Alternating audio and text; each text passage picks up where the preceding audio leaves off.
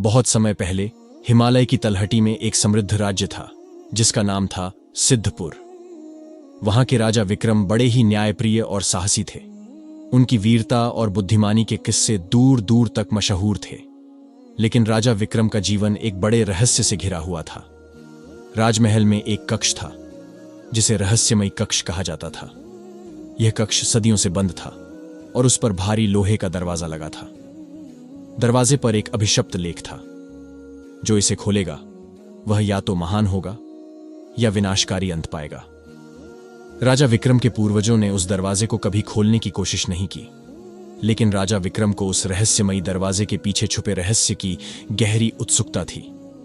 एक दिन जब राजा अपने सिंहासन पर बैठकर राजकाज देख रहे थे, तभी एक अजनबी साधु दरबार में आया। वह साधु देखने में बहुत विचित्र था। उसकी आंखें चमकती थीं और उसके हाथ में एक चमचमाता खंजर था।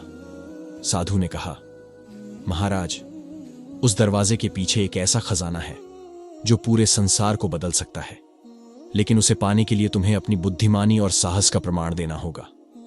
क्या तुम तैयार हो? राजा विक्रम ने थोड़ी देर सोचा। उन्होंने साधु से पूछा, अगर दरवाजा खोलने का प्रयास असफल हुआ तो क्या होगा? साधु ने गंभीर स्वर में कहा, अगर असफल हुए तो तुम्हारा राज्य विनाश के गर्त में चला जाएगा। राजा विक्रम ने चुनौती स्वीकार कर ली। साधु ने राजा को 3 संकेत दिए और कहा कि इन संकेतों को समझकर ही दरवाजा खुल सकता है। 1. पहला संकेत, जहां अंधकार के बीच रोशनी की एक किरण हो। 2. दूसरा संकेत, जहां सत्य झूठ से अलग हो जाए। तीसरा संकेत, जहां जीवन और मृत्यु के बीच की दीवार गिर जाए। राजा ने अपने 3 विश्वसनीय योद्धाओं सिंहदत्त, वीरभद्र और अनुषा को साथ लिया। वे सभी उस कक्ष के पास पहुंचे। कक्ष के पास पहुंचते ही उन्होंने देखा कि दरवाजे के आसपास अंधेरा छाया हुआ था, लेकिन जैसे ही उन्होंने अपनी मशाल जलाई, दीवार पर एक गुप्त चिन्ह दिखाई दिया। यह चिन्ह किसी ताले का प्रतीक था। राजा विक्रम ने उस चिन्ह को समझने की कोशिश की। कुछ देर बाद सिंहदत्त ने कहा, महाराज, यह ताला किसी गुप्त कुंजी से खुलेगा, जो शायद महल के तहखाने में हो। वे सभी महल के तहखाने में गए, जहां सैकड़ों कुंजियां रखी थीं। उनमें से एक कुंजी पर हल्की सी रोशनी चमक रही थी। राजा ने वह कुंजी उठाई और दरवाजे पर लगाया। पहला संकेत पूरा हो गया। दरवाजा आधा खुला और वे सभी एक विशाल कक्ष में पहुंचे। वहां एक साधु की मूर्ति थी, जिसके हाथ में 2 तराजू थे। एक तराजू पर सत्य लिखा था और दूसरे पर झूठ। तभी एक गूंजती हुई आवाज आई, जो सत्य को पहचान लेगा वही आगे बढ़ेगा। साधु की मूर्ति के पास कई पत्थर रखे थे, जिन पर कुछ वाक्य लिखे थे।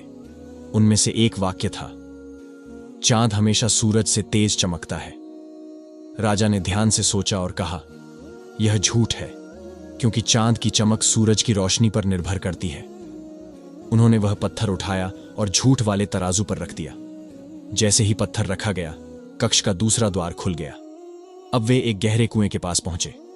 कुएं के ऊपर लिखा था, जो छलांग लगाएगा वही जीवन पाएगा, जो डरेगा वह मृत्यु को गले लगाएगा। सभी भयभीत थे। कुएं के भीतर गहरा अंधकार था और नीचे पानी की हल्की आवाज आ रही थी। राजा विक्रम ने साहस किया और कुएं में छलांग लगा दी। जैसे ही वे नीचे पहुंचे, उन्होंने पाया कि यह कुआं एक गुप्त मार्ग में बदल गया था। गुप्त मार्ग उन्हें एक छोटे से कक्ष में ले गया। वहां एक सोने का संदूक रखा था। संदूक के ऊपर वही साधु खड़ा था जिसने चुनौती दी थी। साधु ने कहा, महाराज, यह तुम्हारा अंतिम निर्णय है।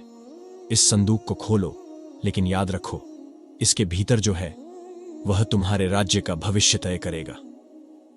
राजा ने बिना हिचकिचाए संदूक खोला। संदूक में सोने चांदी के आभूषणों के बजाय एक प्राचीन ग्रंथ रखा था।